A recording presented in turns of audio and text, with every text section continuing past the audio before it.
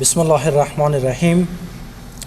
عرض سلام و ادب و احترام داریم خدمت همه دوستان و بزرگوارانی که اینجا تشریف آوردن.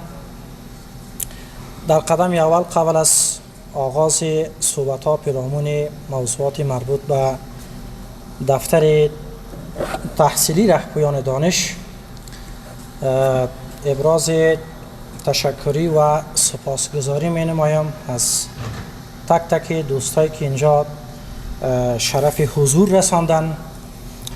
جناب مولای صاحب سلیم الرحمن خوشام رئیس مالی اداره امور و قاری صاحب کفایت الله عباس آمر دفتر اداره امور از ریاست الوزراء، مولای صاحب حبیب الرحمن غزنوی از ریاست دفتر اداره امور ریاست الوزراء و همچنان قاری صاحب حبیب طلحه از ریاست دفتر اداره امور، دکتر صاحب بزرگوار جمشید رسا الگوی نسل جوان، در واقعیت یک الگوی مدبر و یک شخصیت بی‌بدیل در میان اساتیدی که در افغانستان در بخش‌های مختلف مصروف تدریس هستند.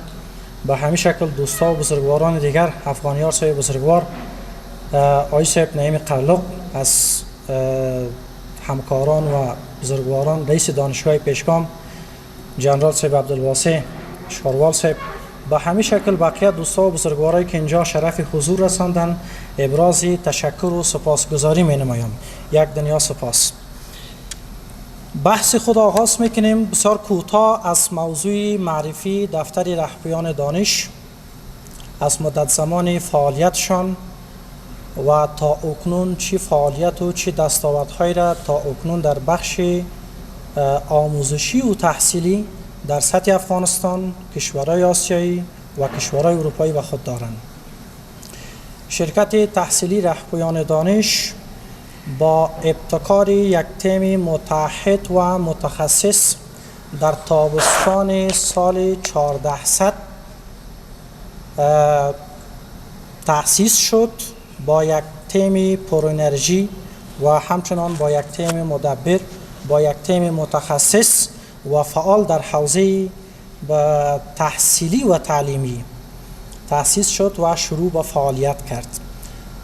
از ابتدایی که دفتر شرکت رهبران دانش شروع به فعالیت نمود، موقعیت اولی و آغازین ما در چهارراهی پروژه تایمنی اونجا تأسیس شد و شروع به فعالیت نمود. تا اکنون توانسته است که فعالیت‌های مثمر و فعالیت‌های بی‌بدیل در حوزه تعلیمی و تحصیلی را در سطح افغانستان برای نسل جوان امروز داشته باشند. تا اکنون خوشبختانه دفتر تحصیلی رهبران دانش توانسته است که موفق به معرفی و اعزام بیشتر از 500 جوان در سطح افغانستان به کشورهای آسیایی از قبیل ایران، روسیه و به همین شکل کشور چین، کشورهای اروپایی از قبیل ایتالیا، از قبیل هنگری یا مجارستان، آلمان، اتریش و رومانیا شوند و اکنون هم با پلان و برنامه‌های مختلفی که در خود دارد آماده برگزاری و همچنان آماده اعزام نسل جوان امروز و کشورهای مختلف به خاطر ادامه تحصیلات عالی می باشد. دفتر تحصیلی رهبران دانش در مدت 3 سالی که از فعالیتشان تقریبا 3 سالی که میگذرد، در جمع تمامی مراکز تحصیلی در افغانستان توانسته است که یک اعتبار علمی و اکادمیک به خود کسب بکنه. بنابر آن در جامعه ما و در سرزمین ما و در همچو وضعیتی که مثلا ما و شما قرار داریم و نسبت نبودی بعضی از شرایط‌های تحصیلی در مقاطع ماستری و دکترا در بعضی از رشته‌ها، یک نیاز مبرم می‌دانیم که زمینه‌های خوبتری تحصیلی را در سطح افغانستان و همچنان کشورهای آسیای میانه و کشورهای اروپایی فراهم بسازیم.